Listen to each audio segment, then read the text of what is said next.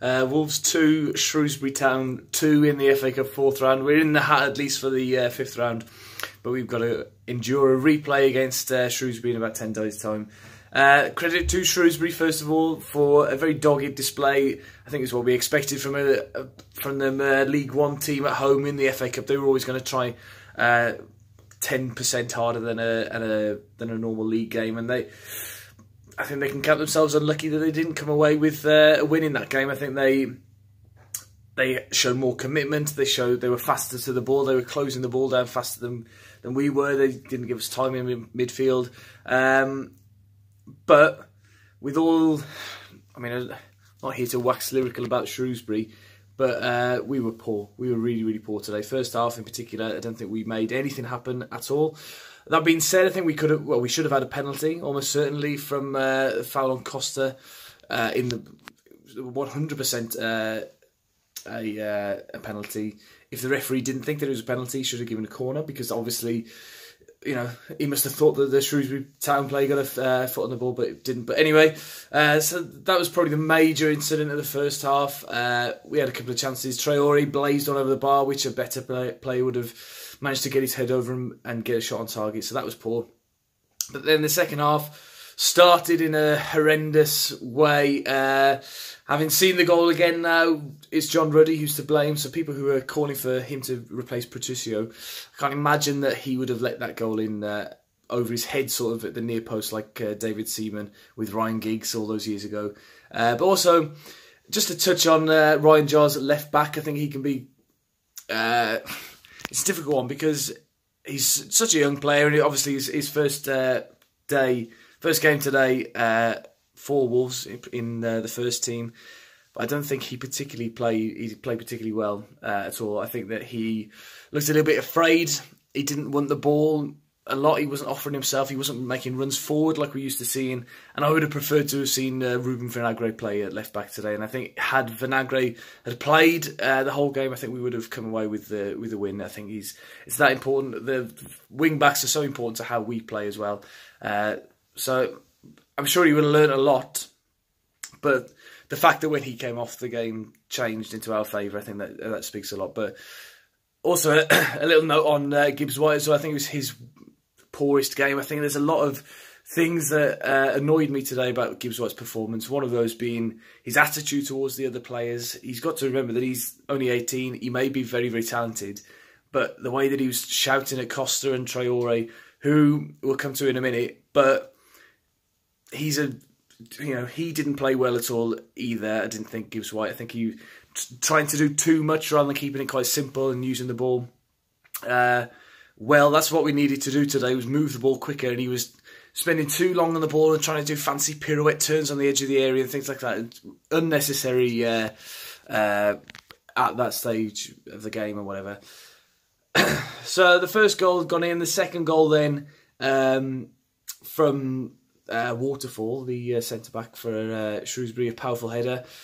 Poor defending from the corner, I think, generally, but we've seen that quite often this season. We are weak at defending corners, so they've obviously exploited that there.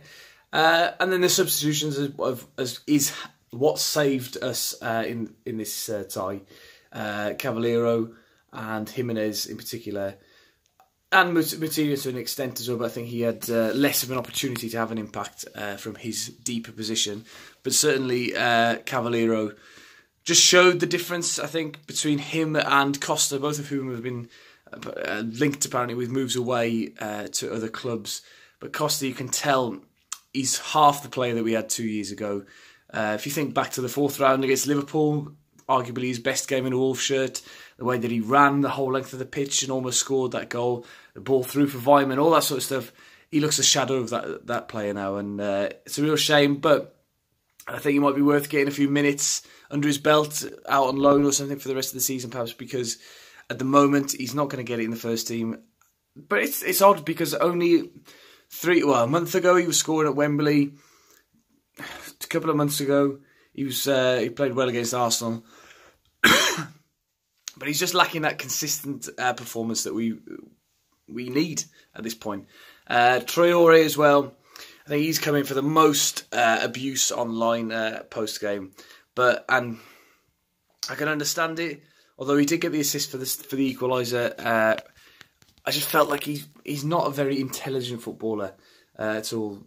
The number of times he was being doubled up on and didn't think about coming back and recycling possession because of, obviously, if they've brought 2 players over, that means that we've got an extra man somewhere else in the pitch, and just being clever like that, or the balls that he was putting into the box, bar the one for Doherty, weren't effective. They weren't good. They weren't challenging the defenders. I didn't think enough.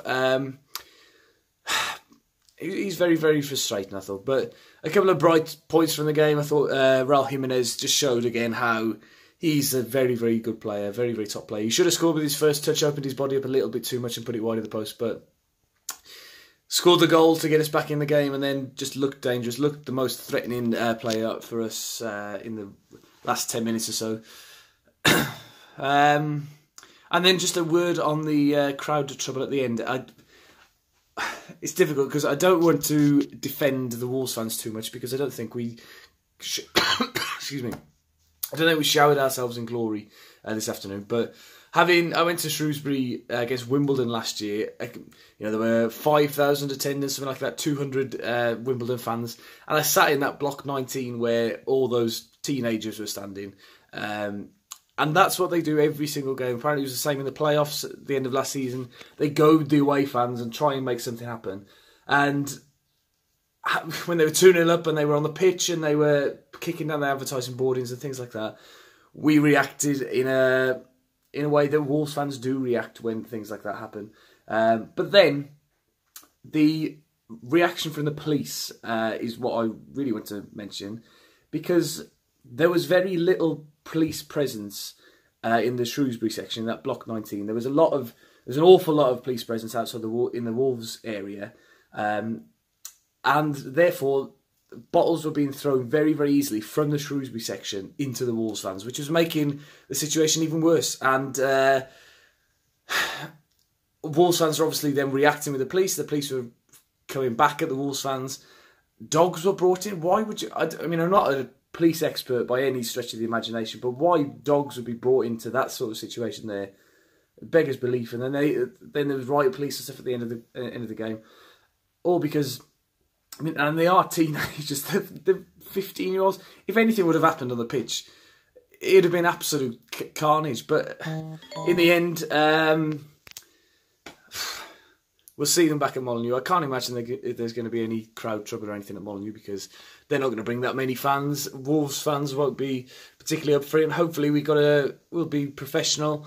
I think we've got to make a few changes to that team, and we've got to make sure that we get the job done at Molineux and get through to the 5th round. But anyway, Wolves 2, Shrewsbury Town 2. Let me know your thoughts in the comments down below. Thank you very much. Goodbye.